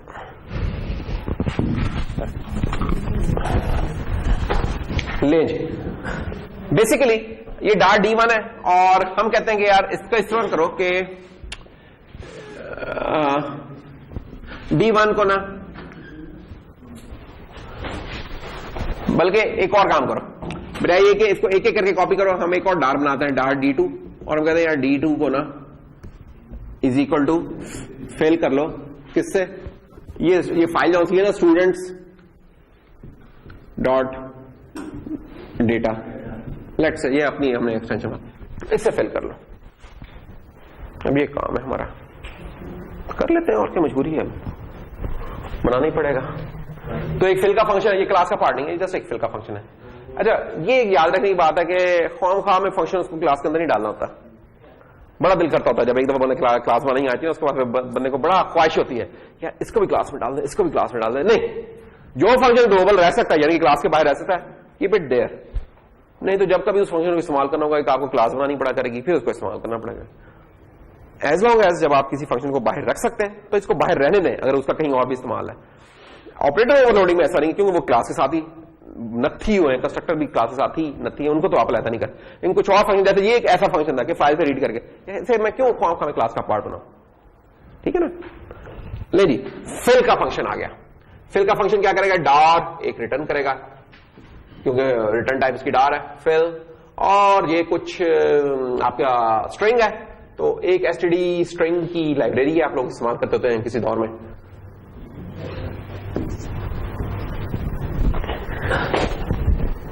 ठीक है,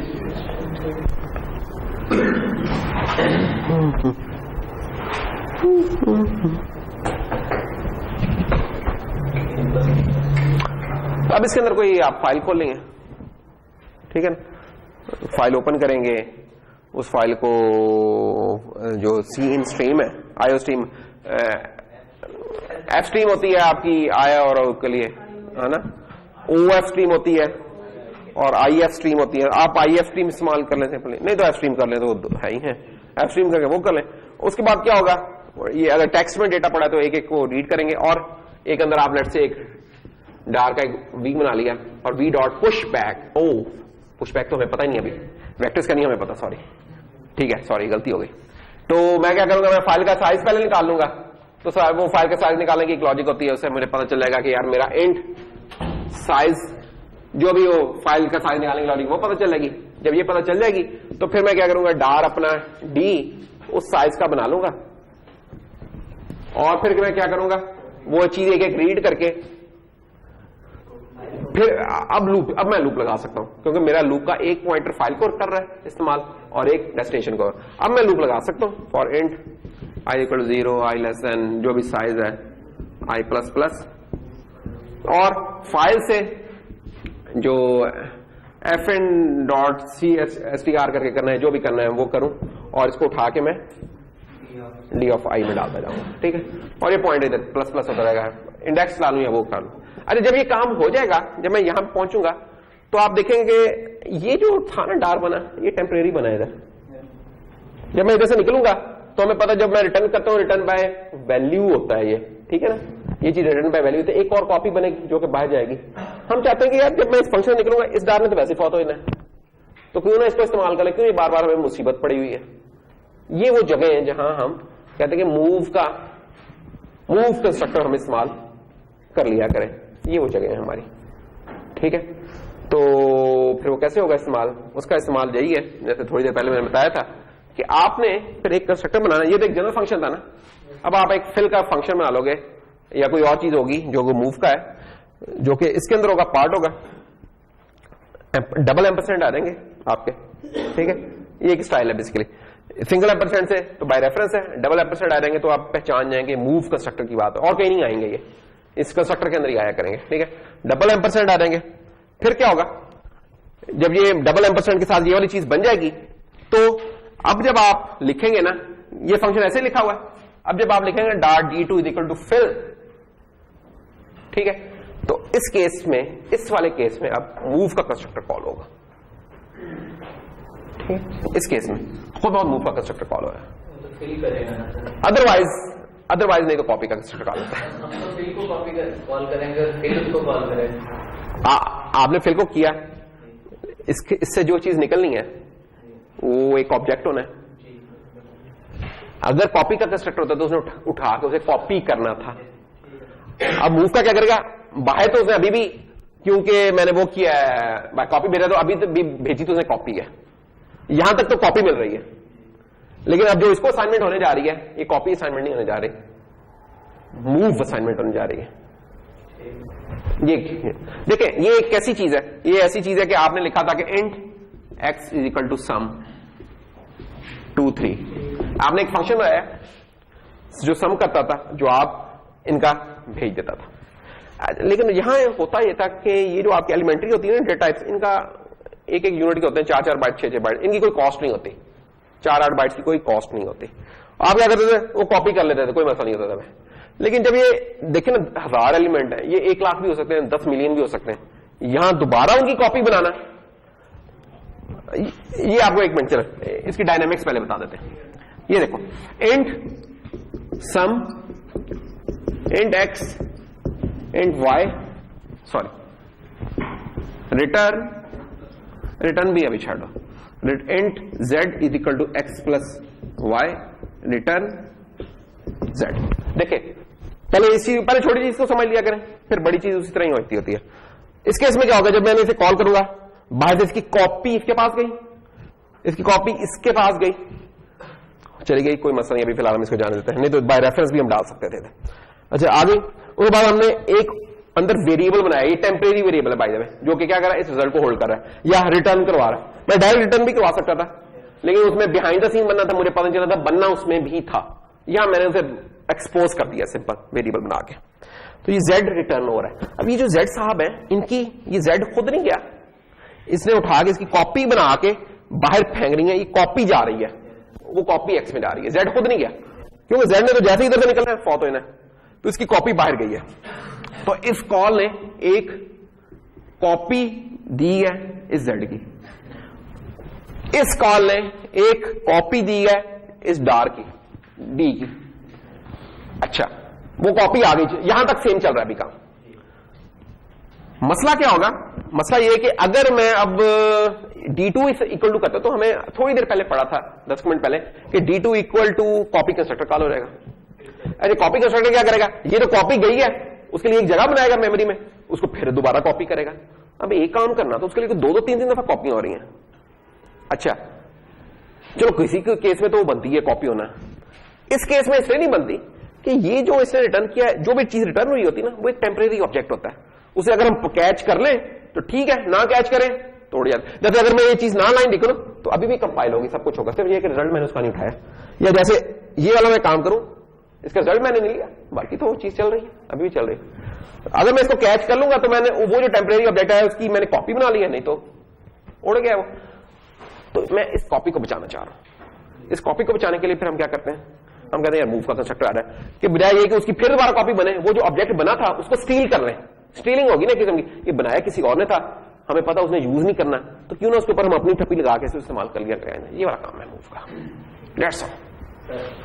कॉपी कंस्ट्रक्टर जो है, कॉपी और मूव में कॉल का कंपाइलर को कैसे पता लगता है मैंने कॉपी कॉल करना है या मैंने मूव कॉल करना है? ये क्या होगा, ये इसलिए तो उसका नाम है, क्या नाम क्या था, आर वैल्यू रेफरेंस। उसे पता चल जाता है कि ये आर वैल्यू है कि नहीं है, ये कंपाइलर को पता होता है।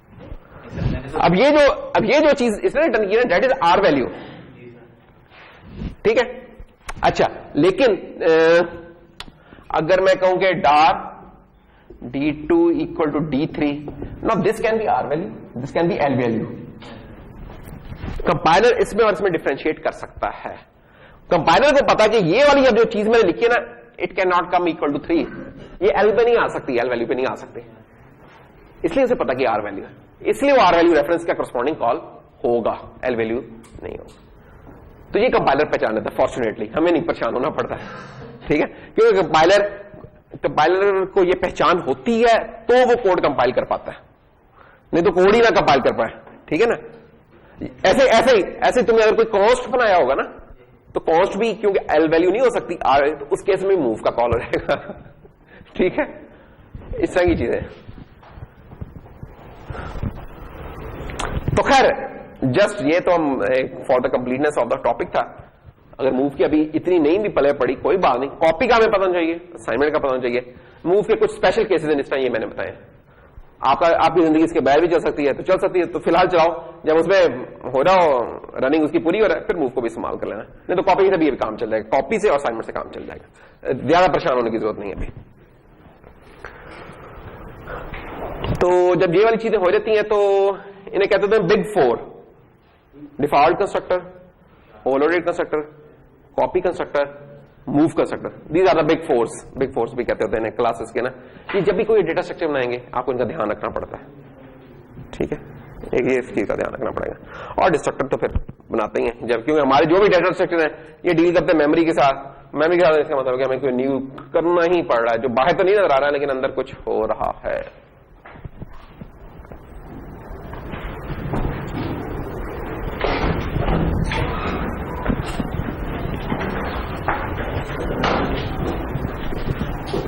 यहां तक का क्वेश्चन तो बताइए।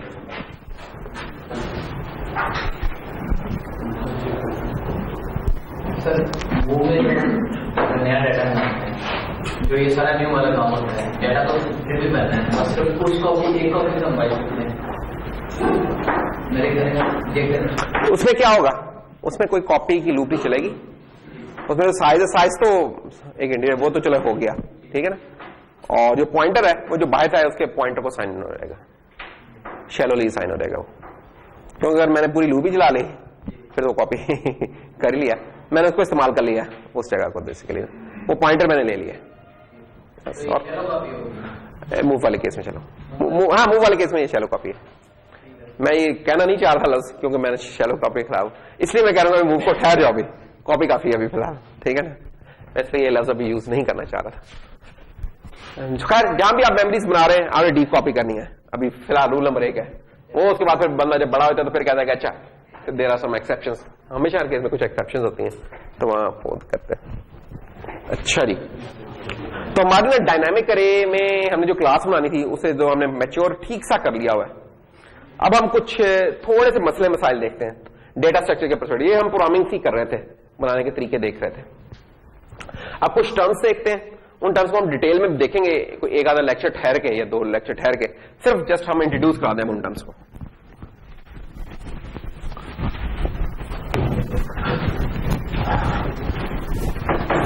वो ये कि हमें ना पता होना चाहिए कि यार किसी चीज को करने की कॉस्ट क्या है। ये हम थोड़ा सा इसको टच किया था, आज भी थोड़ा सा इसका हल्का सा एक टच लेंगे और डिटेल में फिर हम आएंगे इस चीज के ऊपर, इसकी मैथ्स के ऊपर, जो भी किसी चीज को करने की कॉस्ट क्या है, उसका ऑर्डर क्या है, किसी चीज को करने का कंप्यूटेशनल ऑर्डर क्या है, ठीक है, या उसके लिए ऑर्डर और ओ नोटेशन यूज होती है, या बिग ओ नोटेशन उसको कहते हैं कि बिग ओ क्या है, उसका ऑर्डर ऑफ कंप्यूटेशन क्या है, ठीक है, ऑर्डर ऑफ कॉम्प्लेक्सिटी क्या है, या ऑर्डर हम ओ बिग ओ कैपिटल ओ स्मॉल नहीं कैपिटल ओ, और इसके अंदर इन आर्गुमेंट्स के अंदर फिर चीजें होती हैं जिससे हमें पता चलता है कि इस चीज का ऑर्डर क्या है।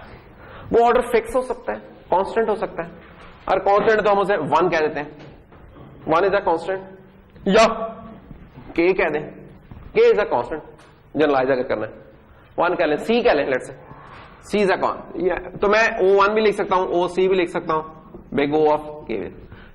इन सब चीजों का एक ही मतलब है कि उसकी जो कॉम्प्लेक्सिटी का ऑर्डर है दैट इज कांस्टेंट, फिक्स है, fix with respect to what, with respect to size of that data structure, it is fixed. तो एक कॉम्प्लेक्सिटी है, उसका ऑर्डर है, वो ऑर्डर जौन सा है वो इंडिपेंडेंट, अगर कोई चीज फिक्स हो गई है तो इसका मतलब उससे इंडिपेंडेंट हो गई।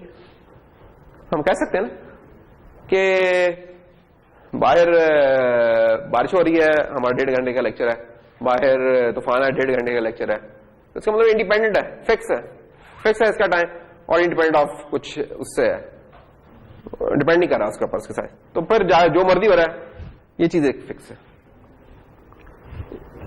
ये हमारा मोस्ट प्रेफर्ड होता है ऑर्डर ऑफ कॉम्प्लेक्सिटी कि फिक्स हो और उसके साइज से इंडिपेंडेंट हो जाए, ठीक है ना, कि 1 प्लेट निहारी मंगवाए तो फिर भी 100 रुपए देने पड़े, और अगर 10 प्लेटें मंगवाए फिर भी 100 देने पड़े, तो क्या बात है जी। अब मेरे ख्याल में अब देखा, अब थोड़ी कुछ समझ में आई है बात। हाँ, तो ये ऐसी चीज है, ये ना अगर 10 प्लेटें मंगवाए तो 1000 रुपए देने पड़े, एक 100 की है तो अगर 10 प्लेटें मंगवाई हैं और 1000 रुपए देने पड़े तो इसका मतलब प्रोपोर्शनल है, उसके जितनी प्लेटें आएंगी उतने प्रोपोर्शनल। अगर ये काम है तो इसको हम बोलते हैं कि लीनियर है, फिर हम बोलते हैं तो उसका ऑर्डर जो सा है दैट इज लीनियर, और इट डिपेंड्स ऑन साइज। अगर साइज उसका n है, अगर n प्लेट्स हैं तो प्रोपोर्शनल है, हमारे कॉस्ट भी उतनी पड़ रही है। तो दिस इज फिक्स कांस्टेंट, इसको हम बोलते हैं कि कांस्टेंट है ये कॉम्प्लेक्सिटी इसकी, और इसकी लीनियर है, और इसकी लीनियर है कॉस्ट, इसकी ऑर्डर का कॉस्ट जो भी कह ले, ठीक है, ये इसकी लीनियर है, प्रोपोर्शनल है, बिल्कुल प्रोपोर्शनल, जैसे जैसे वो बढ़ती जा रही है वो भी बढ़ती जा रही है। और तीसरी चीज हो सकती है कि नॉन लीनियर हो। नॉन लीनियर क्या चीज होती है जिसमें order of the equation second या अबव हो रहा है ना, तो कुछ केसेस में ये भी हो सकता है कि वो यूं जाए ऊपर, हो सकता है कुछ ही केसेस में। क्या कौन सी ऐसी एग्जांपल्स हो सकती हैं? प्लेटें तो 10 से 20 मंगवा लें तो रेट उतना ही बढ़ेगा, लेकिन कुछ केसेस ऐसे हो सकते हैं कि जिसमें कॉस्ट उसकी एग्जॉर्बिएंट हो रहा है। क्या फैक्टोरियल होता है, हाँ, फैक्टोरियल को कैलकुलेट करें, 2 का फैक्टोरियल 5 का फैक्टोरियल बड़ी खुशी खुशी करते हैं, लेकिन 50 को जरा करके देखें, कंप्यूटर ही फौत हो जाता है बंदे का, रह जाता है, क्यों उसकी कॉस्ट तो इससे भी कोई ऊपर ही है। हाँ, तो उस केस में यानी कि मुख्तलिफ हो सकते हैं, वो हम देखेंगे कि ये ना ये अंदर आर्गुमेंट्स है, it can be different, it can be log of 10, log of 2, it can be n square, n cube, exponential, it can be anything. अभी मैं उन सब पे नहीं जा रहा, वो हम डिटेल में डिस्कस करेंगे 1-2 लेक्चर में बाद। अभी हमारा ये है कि हम कह रहे हैं कि यार कि इसकी कॉम्प्लेक्सिटी कांस्टेंट है कि इसकी कॉम्प्लेक्सिटी लीनियर है, और फर्क आपको समझ आ गया हुआ है कि 10 प्लेटों में भी अगर कॉस्ट उतनी पड़ रही है आइडियल केस है, लेकिन अगर 10 पे ज्यादा आ रहा है तो ये लीनियर केस है। तो इन दोनों के दरमियान में भी कुछ कॉस्ट होती हैं कि सिंपल लीनियर के बजाय हम इसका क्या कहते हैं लॉग इसका ले लें, तो लॉग छोटा होगा, log of 10 आपको पता 1 होता है, 10 से तो छोटा ही होगा ना, log of 10 1 हो जाएगा, तो वो बीच में आ रहेगा कहीं, तो कुछ बीच में भी होती हैं और कुछ इससे आगे भी निकल रही होती हैं, उनको भी हम डिस्कस नहीं कर रहे, अभी सिंपल फिक्स और। अब ये 2 जरा चीजें ज़हन में रखें और हम देखते हैं कि यार डायनामिक अरे में ये वाली कॉस्ट मुख्तलिफ चीजों की कैसे है, क्योंकि ये हम आहिस्ता आहिस्ता इंट्रोड्यूस कर रहे हैं। फ्यूचर में हम जितने भी डेटा स्ट्रक्चर आया करेंगे उनका डिजाइनिंग फिर हमने क्या करना है, डिजाइन हमने कर लिया, वो क्लैब में किया करेंगे यार, उनका फिर हमने ये वाला एनालिसिस किया करना कि कॉस्ट क्या पड़ रही है, और आपके ज़हन में भी हम चाहेंगे कि आपको भी यही क्लियर हो कि क्या कॉस्ट है। अच्छा, तो चले फिर देखते हैं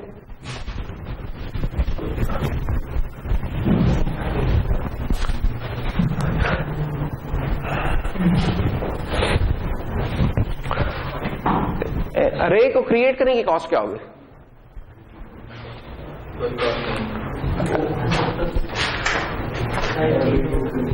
बेटा क्लास के बाद ही आ सकते हैं। 5 बजेगा, 5:15 बजे। हाँ 5:15 बजे। अच्छा तो एक अरे बनानी है, उसकी क्या कॉस्ट होगी? 10 एलिमेंट्स की एक अरे बनानी है मैंने, 100 की बनानी है।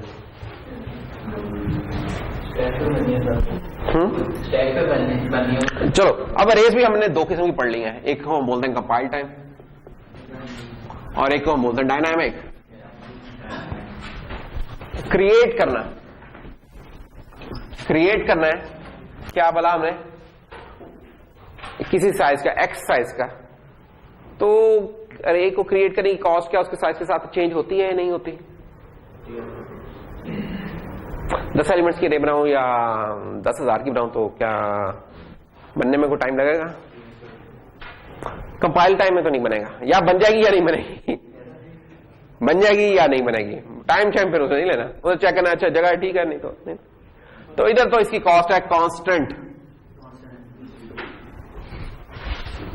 कंपाइल टाइम में भी थ्योरेटिकली स्पीकिंग इट्स कांस्टेंट, लेकिन कुछ हो सकता है कि यार क्योंकि फ्री स्टोर मैनेजर के पास जा रहा है तो फ्री स्टोर मैनेजर देखने लग रहा है कि यार पता नहीं इधर इतनी जगह है, इधर इतनी जगह है, लेकिन speaking on theoretically, in terms of theoretically okay this will be constant. इधर थोड़ा सा फ्लिकर हो सकता है वैसे, by the way this is the best case मैं कह रहा हूं, ये बेस्ट केस है। तो क्रिएट करने की कॉस्ट कांस्टेंट है। ऑर्डर मेमोरी लेंगे या टाइम लेंगे? मेमोरी लेंगे, दोनों सेंस में देखना चाहते हैं। अभी हम टाइम की सेंस में देख रहे हैं, टाइम की सेंस में, मेमोरी की सेंस में भी देखा जा सकता है, अभी हम टाइम की सेंस में देख रहे हैं। अच्छा क्रिएट किया हो गया,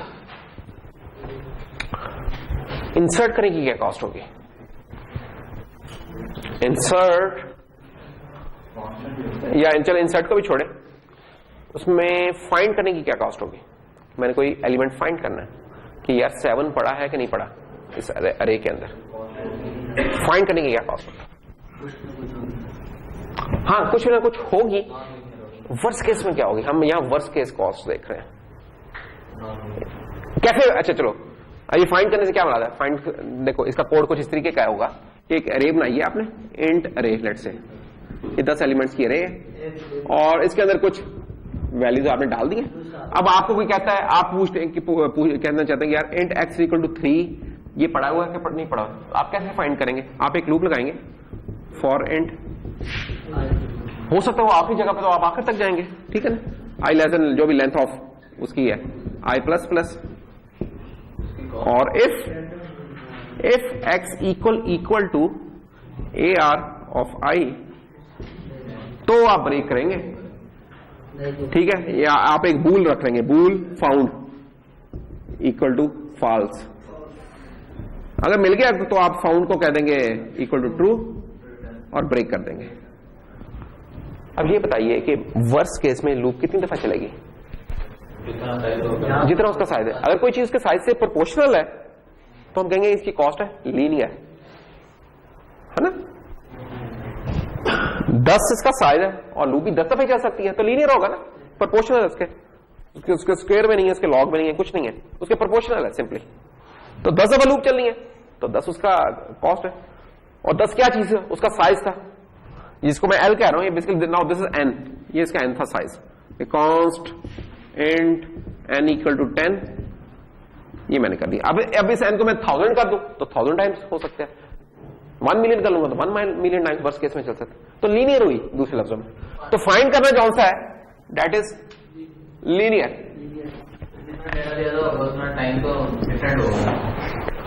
हाँ कुछ फैक्टर्स आते हैं लेकिन अभी हम उन फैक्टर्स को इग्नोर कर रहे हैं, एक क्रूड सा सम कर, तो ठीक है, फाइंड करने की कॉस्ट क्या है? लीनियर है। हम देखेंगे कुछ केसेस होंगे, हम देखेंगे जब बड़े होंगे इंशाल्लाह 3-4 हफ्तों में, 5 हफ्तों में, कि फाइंड करने वाले कुछ ऐसी चीजें हैं जिनकी कॉस्ट लीनियर नहीं होती, उनकी कॉस्ट जनाब इसका हाफ नहीं, इसके हाफ का भी हाफ होती है। ऐसी टेक्निक्स भी होती हैं कुछ, जैसे डिक्शनरी नहीं होती, डिक्शनरी या एनसाइक्लोपीडिया, पता नहीं आप लोगों ने कभी इस्तेमाल किया कि नहीं। एक चीज होती है लाइब्रेरी में, कभी जाके देखो ना, उसमें कोई लफ्ज देख रहा हो, ठीक है, तो ये नहीं होता कि हम पहले लफ्ज से शुरू करते हैं। जैसे इस अरे में शुरू किया ना, 1 2 लफ्ज क्या ढूंढना है कि यार फॉर एग्जांपल एक्सीलेंट के क्या मीनिंग है, तो हम ये नहीं ए से शुरू करेंगे, हाफ में गए, फिर उसके हाफ किया, फिर वो 3-4 टाइम्स में हम उस लफ्ज तक पहुंच गए। तो इस तरह कुछ एल्गोरिथम्स एग्जिस्ट करते हैं जो कि इसी तरह जज्बाती होके काम नहीं करते और वो चुप करके वो निकाल देते हैं।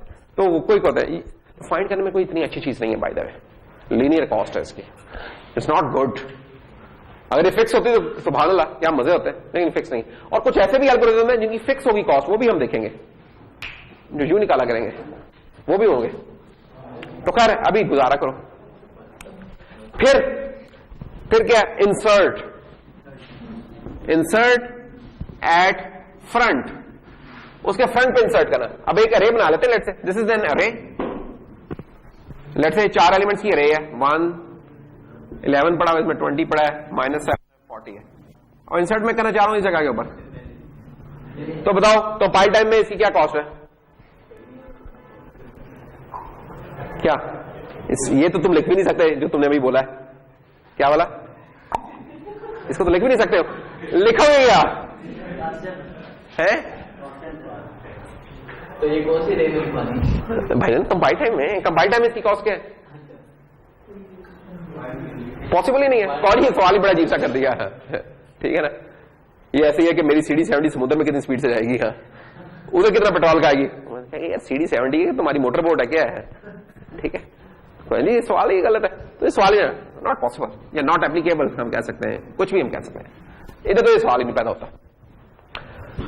डायनामिक में हम कर सकते हैं, हमें पता है कि डायनामिक खुद में उसमें स्प्रिंग नहीं लगे हुए, लेकिन हम क्या करेंगे, हम एक नई डायनामिक बनाएंगे, उसमें पिछली कॉपी करेंगे और उससे पहले एक टिमकड़ा लगा लेंगे।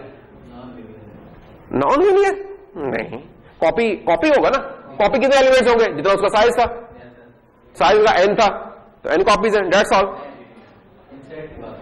नहीं, इंसर्ट एट फ्रंट या एट द बिगिनिंग है ना, तो इधर मैं कर रहा हूं।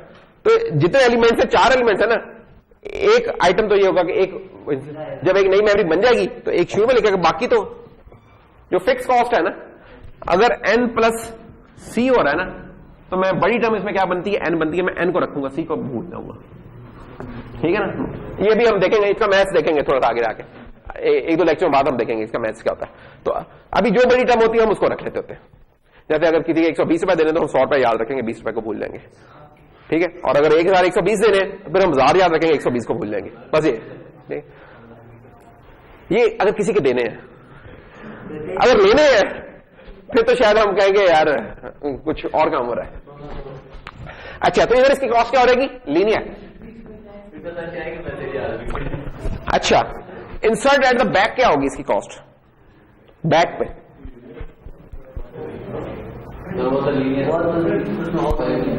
अब हम कह रहे हैं कि यार इंसर्ट एट द बैक की क्या कॉस्ट होगी? इंसर्ट एट बैक इधर अगेन नॉट एप्लीकेबल, भूल जाओ, इधर तो सोच भी नहीं सकते, सोच भी सकते, लेकिन हमने रैपर शुपर डाल दिए तो इधर हम कुछ कर सकते हैं। लेकिन इधर क्या होगी? क्या इधर वो जगह होती है पड़ी हुई? तो भाई मोटरसाइकिल पे आ रहा है, भाई पीछे बैठ जा, हाँ ठीक है, या 2 बैठ गए, चल तीसरा भी आ रहा है, हाँ नहीं ऐसे है। वो एक बनाता है, एक अरे और बनाएगा, उसमें फिर कॉपी कर रहा है, आखिर में वो बेटा, यानी अगर 10 एलिमेंट्स की वो बनी हुई थी, 11वां बनेगा ना आखिरी, तो 11 की अब एक बनाएगा अरे, उसमें पहले 10 उठा के कॉपी करेगा, 11वां डालेगा, कहेगा एलओजी बन गई। लेकिन कॉस्ट तो 10 की कॉपी करनी पड़ती, तो कॉस्ट हो गई अभी भी लीनियर।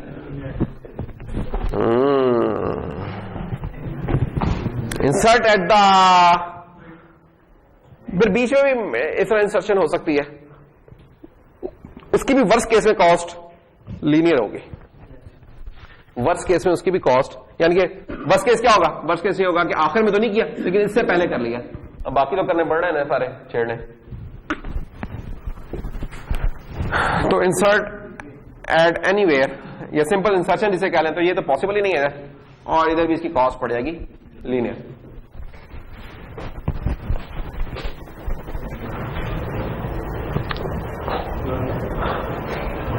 भाई जब आपने जो वेक्टर पढ़ा ही हुआ है ना आप लोगों ने, अगर मैं उससे कंपेयर करूं तो उधर क्या हालात होंगे? वेक्टर में क्या होगा? अभी हमने उसको डिस्कस तो नहीं किया इस हिसाब से, लेकिन उधर क्या होगा? उधर यार जो क्रिएशन है ना, क्रिएशन तो उधर भी कांस्टेंट है, फाइंड करना उधर भी लीनियर है, उसके फ्रंट पे ये भी वही है कॉस्ट इसकी, ठीक है। अगर उसके फ्रंट पे हमने कोई जगह बनानी तो उसे फिर मूव करना पड़ता है, लेकिन अगर उसकी बैक में करनी है तो उसकी कॉस्ट फिक्स होती है। क्यों? उसकी रीजन मैंने लास्ट लेक्चर में बताई थी कि अगर उसे 10 एलिमेंट्स चाहिए ना तो 3-4 की पहले निकाल के रखता है। तो टिपिकल केसेस में कॉस्ट फिक्स होगी।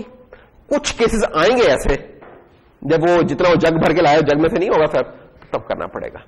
तो वेरी वर्स्ट केस में तो लीनियर ही हो रहेगी, लेकिन टिपिकल केसेस में मोस्ट ऑफ द केसेस में हमें फिक्स मिलेगी, ठीक है। तो ओ सी भी कह सकते हैं एंड ओ एन भी कह सकते हैं। ओ एन लेकिन सिर्फ कुछ केसेस में हुआ करेगा, स्टार लगा दिए कुछ केसेस में। इंसर्शन की इसकी भी कॉस्ट। अब ये वाले जो है ना, ये वाली एनालिसिस ना हमने किया करेंगे हर एल्गोरिथम का, हर डेटा स्ट्रक्चर का हमने किया करना है, ठीक है ना। बिग ओ नोटेशन बोलते हैं, ऑर्डर ऑफ कॉम्प्लेक्सिटी बताता है बिग ओ। अच्छा, जो अगर मैं कोई लोग मिक्स बिग ओ नोटेशन, ठीक है। ये अक्सर आपको मिला करेगा, एल्गोरिथम की बुक देखें खोले उधर आपको इस तरह ये गोला नजर आया करेगा, ये गोला नहीं होता ओ, ठीक है।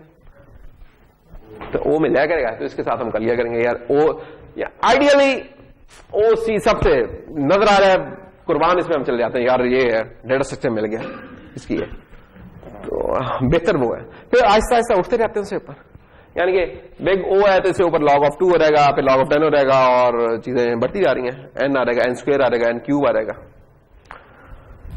तो हम इस मैथ्स को भी देखेंगे अगले लेक्चर में, तो नहीं अगले लेक्चर में मेरा इरादा कि थोड़ा सा हम लिस्ट को कर लें, उधर ये कुछ पॉइंटर्स वाली देख लें। जब ये दोनों काम कर लेंगे फिर हम डेटा स्ट्रक्चर को प्रॉपर फ्लो जो होता है ना उसमें फिर आ जाएंगे, फिर हम उसमें ये उसका भी इस तरह एनालिसिस करके फिर हम बाकी चीजें करते रहेंगे। तो ठीक है, आज हम इधर रोकते हैं और नेक्स्ट क्लास में क्विज है किनका, कंपाइल टाइम करेगा और उसका डायनामिक करेगा से रिलेटेड, ठीक है। इनसे मतलब सवाल होंगे छोटे छोटे मोटे, बस हम उधर ही करें। That's all, thank you.